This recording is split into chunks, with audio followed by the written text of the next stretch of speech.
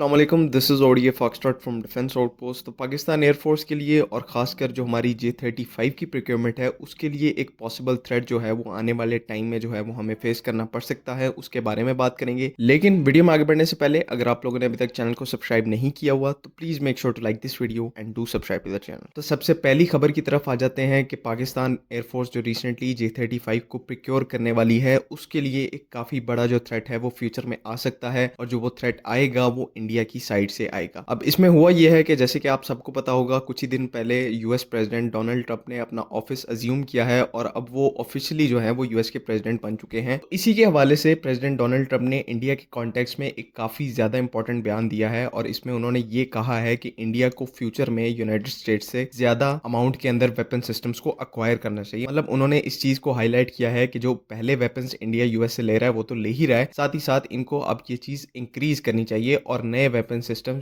India को acquire करने चाहिए यूएस से। तो ये एक काफी इंपॉर्टेंट चीज की तरफ इशारा है, और ऑब्वियसली यहाँ पर यूनाइटेड स्टेट्स ऐसा लग रहा है कि इंडिया को दोबारा से F-35 को पिच कर रहा है। और इसी हवाले से इंडिया के जो प्राइम मिनिस्टर हैं नरेंद्र मोदी, वो अगले कुछ ही महीनों के अंदर यूनाइटेड स्टेट्स का विजिट करने वाले हैं, जो कि ये भी इंपॉर्टेंट चीज है। और हो सकता है इस विजिट के दौरान इंडिया जो है वो यूनाइटेड स्टेट्स के साथ किसी इंपॉर्टेंट वेपन सिस्टम की और स्पेशली F-35 की डील कर ले। ऑब्वियसली पहले मुझे भी पता है कि मैं ये कह चुका हूँ कि इंडिया की F-35 की जो एक्विजिशन है वो बिल्कुल नियरली इम्पॉसिबल है, लेकिन अब जो हालात ऐसे क्रिएट हो रहे हैं, प्रेसिडेंट डोनाल्ड ट्रंप इंडिया को और वेपन सिस्टम्स अक्वायर करने के ऊपर फोकस कर रहे हैं, मोदी जो है वो विजिट करने वाले हैं यूनाइटेड स्टेट्स का, तो यहाँ पर कुछ ना कुछ जो है वो जरूर हो रहा है। और इस टाइम के ऊपर इंडिया को जो most important weapon system required है किसी भी कंट्री से, वो ऑब्वियसली एक स्टेल्थ एयरक्राफ्ट है, फिफ्थ जनरेशन एयरक्राफ्ट है। क्योंकि पाकिस्तान आपको पता है कि अगले 1 से 1.5 साल के अंदर फिफ्थ जनरेशन एयरक्राफ्ट को ऑपरेशनलाइज करने वाला है, और इवन एक भी नहीं, हम लोग दो फिफ्थ जनरेशन एयरक्राफ्ट को ऑपरेशनलाइज करने वाले हैं। तो ये उनकी national security, Indian national security के लिए एक बहुत बड़ा थ्रेट है, और ऑब्वियसली इसको जो है वो प्राइम मिनिस्टर लेवल के ऊपर डिस्कस किया जाता होगा। और पाकिस्तान के साथ साथ यहाँ पर चाइना भी इक्वेशन के सामने है। चाइना भी अपने फिफ्थ जनरेशन एयरक्राफ्ट को इंडिया के बॉर्डर के करीब पोजीशन करता जा रहा है, और उनके जो मूव्स हैं वो काफी ज्यादा अग्रेसिव होते जा रहे हैं। तो इस सिचुएशन में इंडिया को कहीं ना कहीं से कुछ ना कुछ जो है वो करना है, और यूनाइटेड स्टेट्स इंडिया को स्पेशली चाइना के अगेंस्ट में वेपन प्रोवाइड करने से इससे ज्यादा खुशी यूनाइटेड स्टेट को किसी काम से नहीं मिलती, क्योंकि उनका सबसे बड़ा जो एडवर्सरी है वो इस एक्ट से जो है वो काउंटर हो जाता है। तो इसी वजह से पिछले कुछ सालों में वेस्ट ने और स्पेशली यूनाइटेड स्टेट्स ने वेपन्स की जो सप्लाई है इंडिया को वो बहुत ज्यादा तेज कर दी है, और अब तकरीबन हर दूसरा वेपन सिस्टम जो है वो वेस्ट की तरफ से या यूएस की तरफ से वो इंडिया को ऑफर किया जा रहा है। लेकिन यहाँ पे अगर फ्यूचर में ये चीज की पॉसिबिलिटी है कि इंडिया को F-35 मिल सकते हैं, तो ये रास्ता भी बिल्कुल आसान नहीं है, इसकी अपनी मुश्किलात है। सबसे पहले तो F-35 के जो ऑर्डर्स हैं वो काफी ज्यादा स्टैकअप हुए पड़े हैं, काफी ज्यादा कंट्रीज ने इसको ऑर्डर किया है, और हर दिन के साथ साथ कोई ना कोई नई जो कंट्री है वो इनको ऑर्डर करती आ रही है। अगर आज के दिन भी इंडिया F-35 को ऑर्डर करता है तो तकरीबन पहला एयरक्राफ्ट इनको डिलीवर होने में 5 से 6 साल का टाइम जरूर लगेगा, लेकिन इवेंचुअली ये एयरक्राफ्ट इनको मिल जाएंगे अगर वो ऑर्डर करते हैं। और इस बात से मेरा आपको ये मैसेज कन्वे करने का मकसद है कि आने वाले 5 से 6 सालों में अगर 1-1.5 साल के बाद हम लोग J-35 अक्वायर कर भी लेते हैं तो 4 सालों के लिए हम डोमिनेशन जरूर इख्तियार कर पाएंगे, लेकिन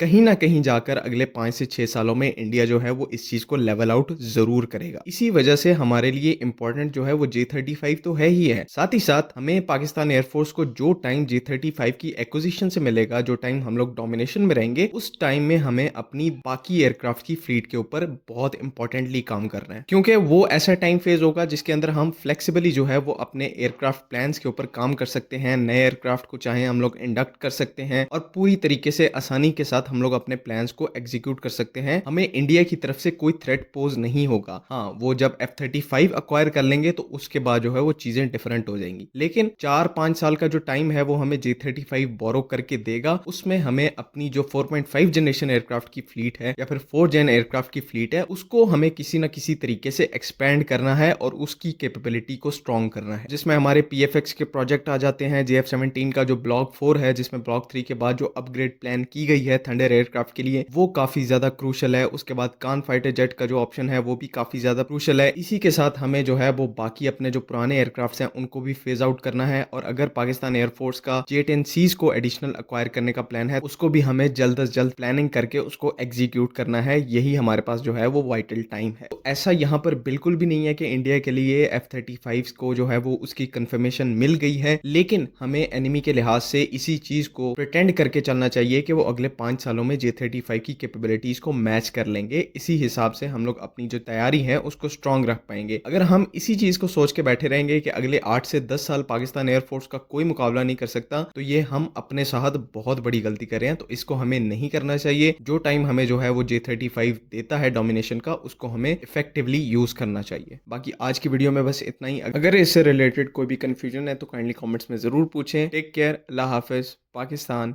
ज़िंदाबाद।